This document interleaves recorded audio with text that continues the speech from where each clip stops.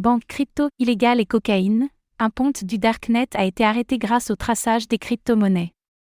Un responsable d'un des plus gros marchés illicites du Darknet, Incognito Market, vient d'être arrêté.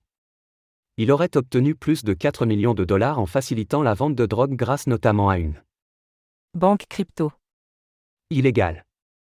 Le pistage de ces crypto-monnaies a cependant permis de l'appréhender.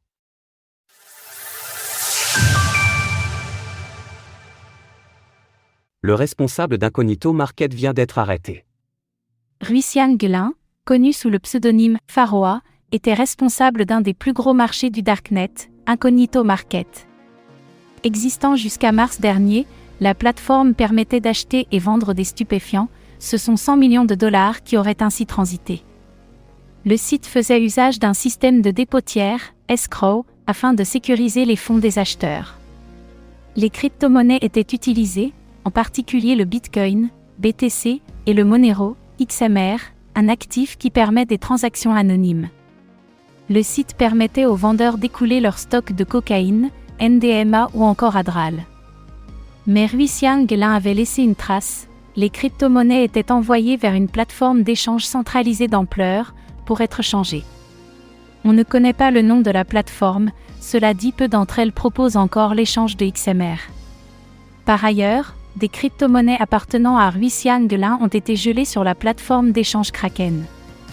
Au total, le compte du responsable d'Incognito Market aurait grossi jusqu'à 4,2 millions de dollars au cours de l'année 2023. Incognito Market avait ensuite fermé brutalement en mars dernier, faisant naître des accusations des « exit scams » de la part des utilisateurs. Une banque crypto proposée sur la place de marché illégale. Incognito Market était une opération d'ampleur, qui disposait des « employés » rémunérés pour faire fonctionner la plateforme. À sa tête, celui qu'on connaissait sous le nom de Pharaoh gérait une entreprise illégale pesant plusieurs millions de dollars. Pour faciliter ses transactions financières, Incognito Market disposait de sa propre banque, qui permettait aux utilisateurs de déposer des crypto-monnaies sur le site, pour alimenter leur propre compte en banque. La plateforme se réservait 5% de toutes les transactions effectuées par ce biais. Cela permettait notamment aux acheteurs et vendeurs de ne pas connaître l'identité de la personne en face. Sur la capture d'écran suivante, on voit que la banque crypto avait un slogan ironique, anciennement Lehman Brothers. La nouvelle montre que les enquêteurs ont désormais les outils appropriés pour pister les crypto-monnaies.